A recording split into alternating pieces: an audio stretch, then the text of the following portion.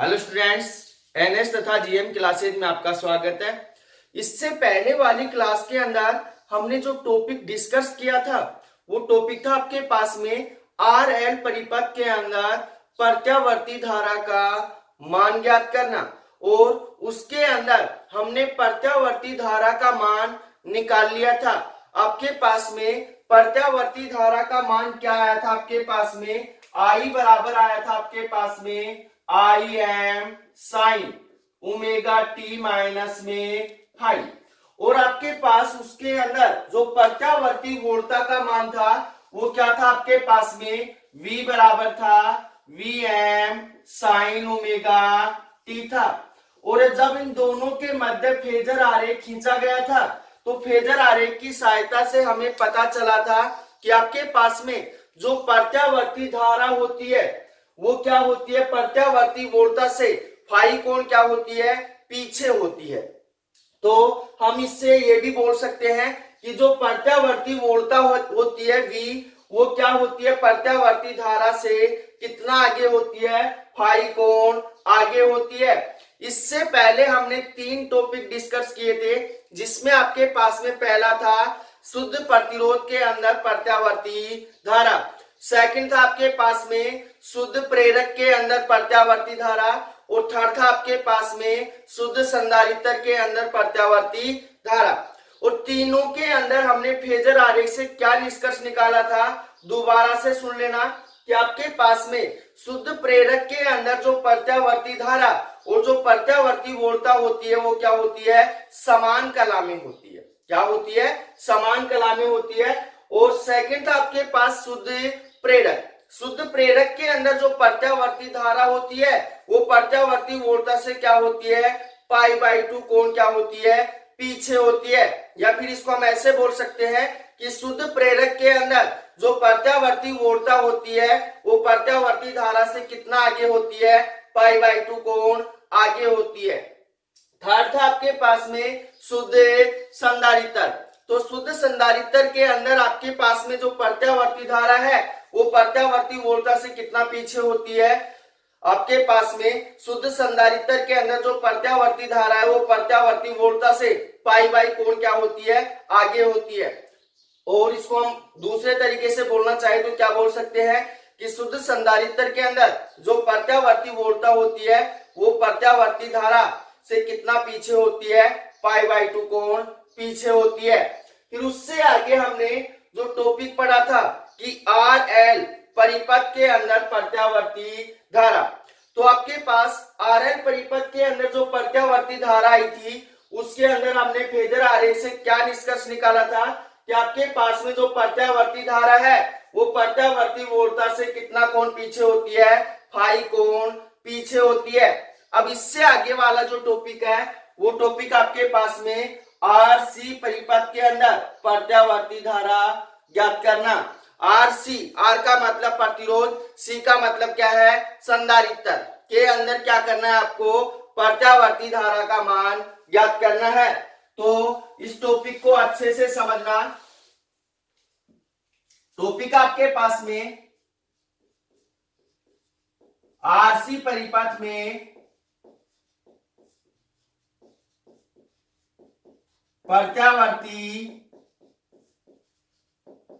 धारा ज्ञात करना। तो आपके पास में आरसी परिपथ के अंदर प्रत्यावर्ती धारा क्या होगी इसको अच्छे से समझना कि आपके पास में क्या है? कोई प्रतिरोध क्या है? आर है, तथा एक संधारित्र क्या है? सी है। प्रतिरोध आर तथा संधारित्र सी को क्या करते हैं? प्रत्यावर्ती धारा स्रोत के साथ कौन से क्रम में जोड़ते हैं? श्रेणी क्रम में जोड़ते हैं। प्रतिरोध आर तथा संधारित्र सी को प्रत्यावर्ती धारा स्रोत के साथ क्या करते हैं? श्रेणी क्रम में जोड़ते हैं। तब आपके पास में प्रत्यावर्ती जो स्रोत है उसकी वोल्टा कितनी है आपके पास में? V बराबर आपके पास में V M sine omega T है। V बराबर कितना है? V M sine omega T है। अब उससे आगे ध्यान से समझना यदि आपके पास में परिपथ के अंदर आई धारा क्या होती है, प्रवाहित होती है, कितने समय के लिए, टी समय के लिए, तब आपके पास में आर सी के सिरों पर उत्पन्न विभवांतर प्रतिरोध आर तथा संधारित्र सी के सिरों पर उत्पन्न जो विभवांतर होगा वो क्या होगा आपके पास में, वी एम आर सी है। क्या है, वी एम आर सी। इसलिए आपके पास में किरचॉफ के दूसरे नियम से या किरचॉफ के लूप नियम से, किरचॉफ का दूसरा नियम क्या कहता है कि किसी बंद परिपथ के अंदर प्रवाहित सभी वोल्टताओं का बीजगणितीय योग का मान क्या होता है, शून्य होता है। इसलिए आपके पास क्या होगा, V यहां पे लिखेंगे किरचॉफ के दूसरे नियम से, किरचॉफ के दूसरे नियम से या लूप नियम से क्या होगा भाई, आपके पास में V माइनस में वी एम आर सी बराबर कितना होगा, 0 होगा। अब आपके पास में माइनस का वी एम आर सी, इसको उस साइड भेजेंगे, किसका होगा, प्लस का होगा, तो V बराबर कितना हो जाएगा, वी एम आर सी। अब आपके पास V बराबर कितना दे रखा है, V M sine omega T दे रखा है, तो वी एम आर सी बराबर भी कितना होगा, V M sine omega T ही होगा। तो आपके पास वी एम आर सी बराबर कितना हो गया, V M sine omega T. और ये क्या आ गया आपके पास, समीकरण नंबर 1 आ गया। क्या आ गया, समीकरण नंबर 1। अब उससे आगे ध्यान से समझना कि आपके पास में फेजर आरेख से स्पष्ट होता है, क्योंकि मैंने आर एल परिपथ के अंदर भी आपको ये बात बताई थी कि अब इससे आगे आपके पास आर फेजर आरेख से हमें क्या स्पष्ट होता है कि जब आपके पास में प्रत्यावर्ती धारा स्रोत के साथ क्या जोड़ते हैं, शुद्ध प्रेरक जोड़ते हैं, तब आपके पास में प्रत्यावर्ती धारा और प्रत्यावर्ती वोल्टता क्या होती हैं, समान कला में होती हैं। क्या होती हैं, समान कला में होती हैं। तो यहाँ पे ध्यान रखना भाई कि आपके पास प्रतिरोध के अंदर आपके पास में वी एम और आई एम दोनों क्या होती हैं, समान कला में होती हैं। परंतु जब आपके पास में प्रत्यावर्ती धारा स्रोत के साथ क्या जोड़ा जाता है, शुद्ध संधारित्र जोड़ा जाता है, तब आपके पास में जो प्रत्यावर्ती धारा है वो प्रत्यावर्ती वोल्टता के साथ क्या होती है, आगे होती है, पीछे होती है। तो ध्यान रखना कि आपके पास में शुद्ध संधारित्र के अंदर जो प्रत्यावर्ती धारा है वो प्रत्यावर्ती वोल्टता से कितना आगे होती है, पाई बाई कोण क्या होती है, आगे होती है। जैसे इस साइड आपके पास में क्या है, प्रत्यावर्ती धारा आई एम है, तो आपके पास में जो प्रत्यावर्ती वोल्टता होगी वीएमसी वो क्या होगा आपके पास है, पाई बाई कोण क्या होगा, पीछे होगा। क्या होगा, पाई बाई कोण क्या होगा, पीछे होगा। इसलिए हम बोल सकते हैं कि फेजर आरेख की सहायता से आपके पास में शुद्ध प्रतिरोध के अंदर प्रत्यावर्ती वोल्टता तथा प्रत्यावर्ती धारा समान कला में होती हैं, उनके मध्य कलांतर का मान कितना होता है, 0 होता है। परंतु आपके पास में शुद्ध संधारित्र के अंदर जो प्रत्यावर्ती धारा होती है वो प्रत्यावर्ती वोल्टता से कितना आगे होती है, पाई बाई 2 कोण आगे होती है। इसलिए इन दोनों के मध्य जो कलांतर का मान है वो कितना होता है, पाई बाई 2 होता है। अब इसका दूसरा जो डायग्राम बनाएंगे उस डायग्राम को अच्छे से समझना भाई।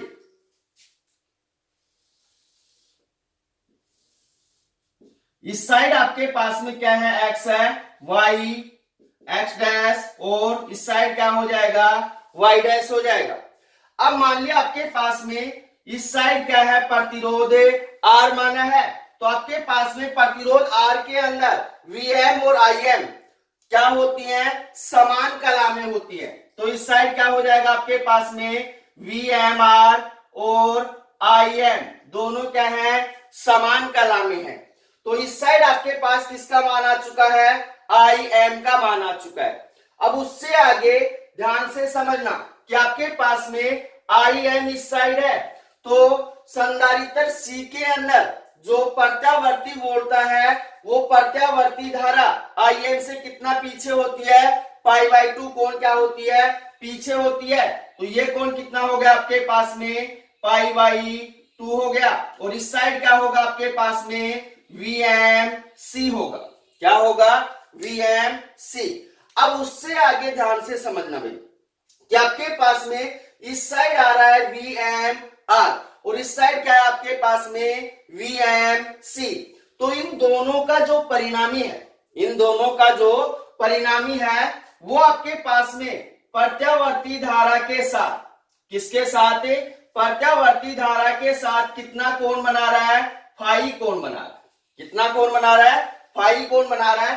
तो इसको हम क्या लिख सकते हैं, VMRC लिख सकते हैं। कितना लिख सकते हैं, VMRC लिख सकते हैं।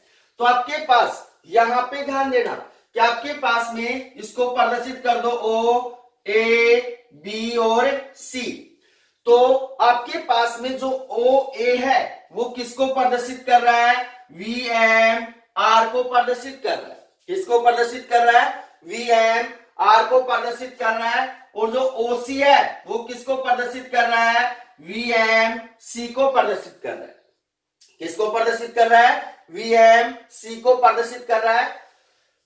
तो इससे आगे ध्यान से समझना कि आपके पास में OC किसके बराबर है, AB के बराबर है। तो आपके पास में AB का मान भी कितना होगा, VMC होगा। और आपके पास में OA किसके बराबर है, BC के बराबर है। तो BC का मान भी कितना होगा, VMR होगा। तो अब उससे आगे ध्यान से समझना कि आपके पास त्रिभुज OAB, कौन सा त्रिभुज है भाई आपके पास में, समकोण त्रिभुज है। तो यहां पे लिखेंगे त्रिभुज OAB में क्या होगा आपके पास, त्रिभुज OAB के अंदर आपके पास जो मान होगा किससे, पाइथागोरस प्रमेय से, क्या होगा, कर्ण स्क्वायर बराबर आधार स्क्वायर प्लस में लंब स्क्वायर। तो यहां पे लिखेंगे कर्ण स्क्वायर बराबर आधार स्क्वायर प्लस में लंब स्क्वायर। तो यहां पे ध्यान देना भाई, आपके पास में 90 डिग्री का कोण कहां बना हुआ है, यहां बना हुआ है। तो आपके पास कर्ण कौन सा हो गया, OB हो गया। कर्ण कौन सा हो गया, OB। आधार कौन सा हो गया आपके पास में, OA हो गया। लंब कौन सा हो गया आपके पास में, AB हो गया। तो आपके पास में यहां लिखेंगे VMRC का स्क्वायर बराबर कितना होगा आपके पास में, आधार कितना है, OA और OA का मान कितना है आपके पास में, VMR है।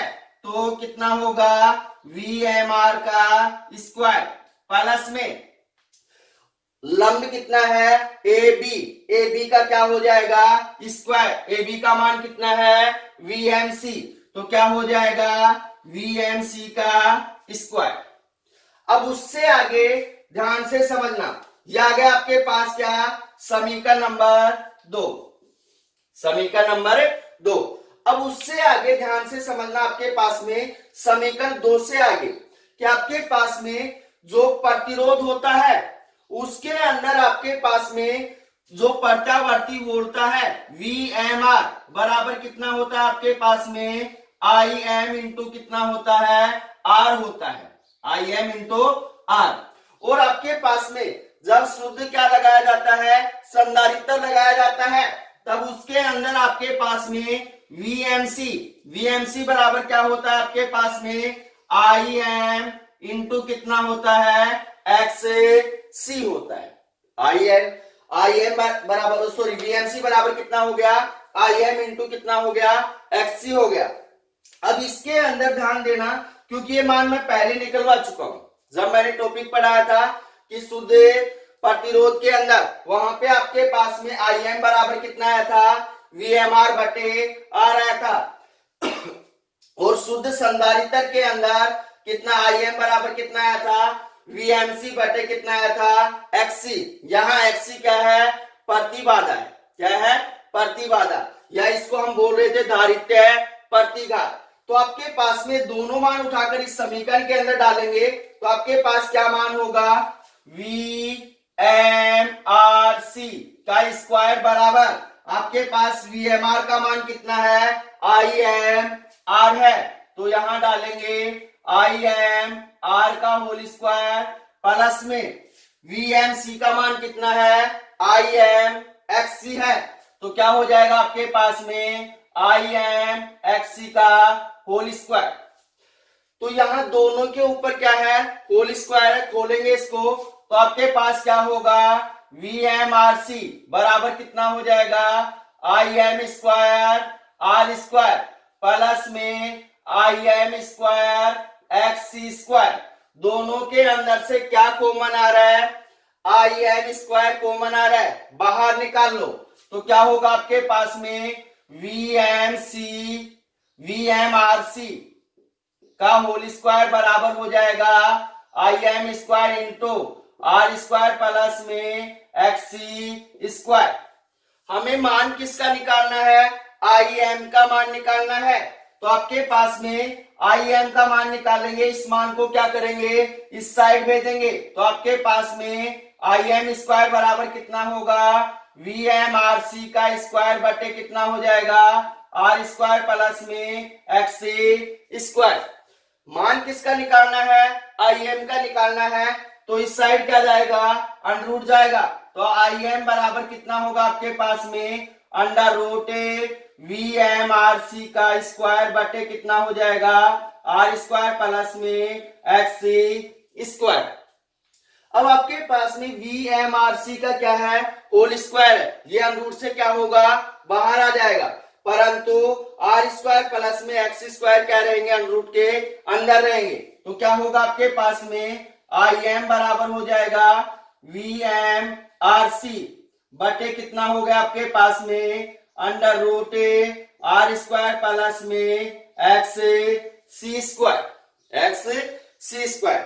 अब यहाँ पे देखना भाई कि आपके पास में यहां तो ये किसका मान आ गया, IM का मान आ गया।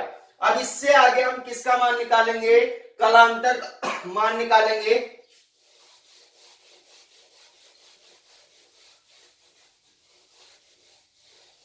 कलांतर का मान किस प्रकार से निकालेंगे, तो यहां पे लिखेंगे कलांतर फाई। कैसे निकालेंगे इसका मान, कि आपके पास में जो दिशा है उसको कौन व्यक्त करता है, tan थीटा व्यक्त करता है, इसलिए आपके पास में यहां पे tan फाई बराबर कितना होगा आपके पास में लाल बटे कक्का से क्या होगा, लंब बटे आधार। लंब क्या है आपके पास में AB है, आधार क्या है आपके पास में OA है, तो tan फाई बराबर हो जाएगा आपके पास में AB बटे कितना हो जाएगा, OA होगा, AB बटे OA। अब आपके पास में AB का मान कितना है, VMC है, और OA का मान कितना है, VMR है, तो क्या होगा आपके पास, यहां लिखेंगे AB बराबर कितना है, VMC है, और OA बराबर कितना है आपके पास में VMR है। ये दोनों मान उठाकर यहां डालेंगे तो आपके पास में tan फाई बराबर कितना होगा भैया आपके पास में VMC बटे कितना हो जाएगा, VMR। अब आपके पास में VMR और VMC का मान कितना है, VMR बराबर है IM इंटू R और VMC बराबर है IM इंटू XC। ये दोनों मान उठाकर यहां डालेंगे तो आपके पास में tan फाई बराबर क्या होगा आपके पास में, यहां होगा IM XC बटे कितना हो जाएगा, IM इंटू R। अब आपके पास में IM से IM क्या हो गया, कैंसिल हो गया, तो आपके पास में tan फाई बराबर कितना हो गया, XC बटे कितना हो गया, R हो गया। तो tan को इस साइड भेजेंगे, किस में जाएगा, इनवर्स के रूप में जाएगा, तो फाई बराबर कितना हो जाएगा, tan इनवर्स कितना होगा आपके पास में XC बटे कितना होगा, R होगा। ये किसका मान आ गया आपके पास में, कलांतर का मान आ गया। किसका मान आ गया, कलांतर का।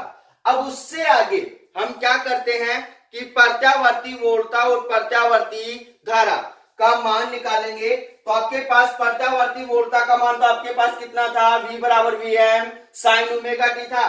तो आपके पास यहाँ पे देखना भाई कि आपके पास में जो प्रत्यावर्ती धारा है वो परिणामी जो आपके पास प्रत्यावर्ती वोल्टता VMRC उससे कितना आगे है, फाई कोण क्या है, आगे है।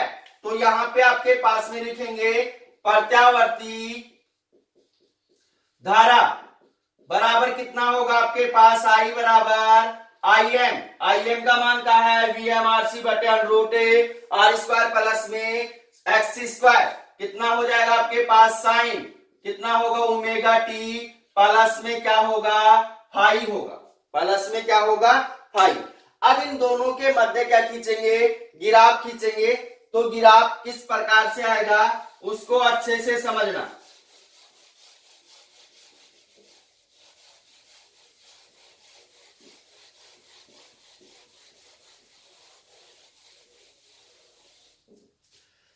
ग्राफ किस प्रकार से होगा उसको अच्छे से समझना भाई। क्या आपके पास में ये इस साइड क्या है, एक्स अक्ष है, इस साइड वाई, इस साइड एक्स डैश और इस साइड वाई डैश। इस साइड आपके पास में जो प्रत्यावर्ती वोल्टता क्या होती है, धनात्मक होती है और प्रत्यावर्ती धारा भी क्या होती है, धनात्मक होती है। इस साइड आपके पास में जो प्रत्यावर्ती वोल्टता है वो क्या होती है, ऋणात्मक होती है और प्रत्यावर्ती धारा भी क्या होती है, ऋणात्मक होती है। और यहाँ पे क्या है, इसका मूल बिंदु O है, क्या है, मूल बिंदु O। अब इससे आगे आपके पास क्या होगा उसको अच्छे से समझना। सबसे पहले आपके पास में जो प्रत्यावर्ती वोल्टता है उसका समीकरण कितना दे रखा है आपके पास में, V बराबर दे रखा है Vm साइन ओमेगा टी दे रखा है। तो सबसे पहले किसका ग्राफ बनाएंगे, प्रत्यावर्ती वोल्टता का। और जो प्रत्यावर्ती वोल्टता है उसकी कला कितनी है, ओमेगा टी है। तो इसका वक्र कैसा होगा, ज्या वक्र ये होगा। तो आपके पास में ये क्या हो गया, ज्या वक्र ये हो गया। किसको प्रदर्शित कर रहा है ये, V बराबर Vm साइन ओमेगा टी को। इसकी कला कितनी है, ओमेगा टी है, कला कितनी है, ओमेगा टी है। अब आपके पास में जो प्रत्यावर्ती धारा है I बराबर कितना है, Im साइन ओमेगा टी है। तो आपके पास में यहां देखना कि जो प्रत्यावर्ती धारा है वो आपके पास में प्रत्यावर्ती वोल्टता से कितना आगे है, फाई कोण आगे है। तो इसका जो ग्राफ होगा इस प्रकार से होगा। इन दोनों के मध्य जो कलांतर आएगा वो कितना आएगा, फाई आएगा, कितना आएगा, फाई। तो आपके पास में यहां पे क्या हो जाएगा, Vm और Im। तो ध्यान रखना भाई, आपके पास में प्रत्यावर्ती धारा आगे है तो ऊपर से करेंगे और प्रत्यावर्ती धारा क्या है, पीछे है तो क्या करेंगे, नीचे से करेंगे। तो आपके पास ये किसका मान हो गया, आपके पास में ये मान हो गया I बराबर Im sign omega T plus में फाई हो गया। तो ये हो गया इसका साधारण सा ग्राफ। अब उससे आगे आपके पास में क्या है, फेजर आरेख बनाना है। क्या बनाना है, फेजर आरेख। तो फेजर आरेख को अच्छे से समझना। इसको मैं रब कर रहा हूं।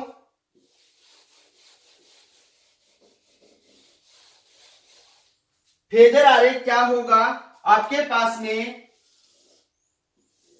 ये कौन सा अक्ष है, एक्स अक्ष है, ये कौन सा वाई है, ये कौन सा है, एक्स डैश है और ये कौन सा है, वाई डैश है। और यहां पे आपके पास में क्या है, मूल बिंदु O है। क्या है, मूल बिंदु O है। तो इसके अंदर अच्छे से समझना कि आपके पास में एक्स अक्ष के साथ में इस साइड आपके पास में जो प्रतिरोध R है और इस साइड आपके पास में जो प्रतिबाधा एक्स सी है, ये ले लो। तो आपके पास यहाँ पे ध्यान देना कि प्रतिरोध R के अंदर प्रत्यावर्ती वोल्टता और प्रत्यावर्ती धारा क्या होती है, समान कला में होती हैं। तो आपके पास इस साइड क्या हो गया, Vm R और Im हो गया। और आपके पास में इनकी कला कितनी है, ओमेगा टी है। कला कितनी है, ओमेगा टी है। अब इस साइड आपके पास में जो प्रत्यावर्ती धारा Im आया है उसके अंदर देखना कि आपके पास में जो परिणामी प्रत्यावर्ती वोल्टता कौन सी थी आपके पास में, वो थी आपके पास में वीएमआर सी बराबर कितना था, वीएम साइन ओमेगा टी था। तो आपके पास में जो प्रत्यावर्ती परिणामी जो प्रत्यावर्ती वोल्टता है वो आपके पास प्रत्यावर्ती धारा से कितना पीछे होती है, फाई कोण क्या होती है, पीछे होती है। इसलिए आपके पास में यहां पे ये क्या हो गया, वीएमआर और सी हो गया। इन दोनों के मध्य कोण कितना है आपके पास में, फाई है। कितना है, फाई है। अब उससे आगे आपके पास ध्यान देना कि आपके पास में जो शुद्ध संधारित्र है, शुद्ध संधारित्र के अंदर आपके पास में जो प्रत्यावर्ती धारा है वो प्रत्यावर्ती वोल्टता से कितना आगे होती है, π/2 कोण आगे होती है। तब आपके पास में यहां पे क्या होगा, VMC होगा और आपके पास IM और VMC के मध्य जो कोण है वो कितना है, π/2 है। तो ये क्या आ गया, इसका फेजर आरेख आ गया भाई। क्या आ गया, फेजर आरेख। तो फेजर आरेख को अच्छे से समझ लेना क्योंकि बोर्ड एग्जाम के अंदर 1 नंबर का क्वेश्चन आता है स्पेशली फेजर आरेख के ऊपर कि फेजर आरेख बनाइए। तो इस टॉपिक के अंदर किसी भी भैया बहना को कोई भी प्रॉब्लम है तो आप कमेंट्स करके या व्हाट्सएप पे मैसेज करके बता सकते हैं, उसको दोबारा से समझा दिया जाएगा। तो मिलते हैं छोटे से ब्रेक के बाद। धन्यवाद।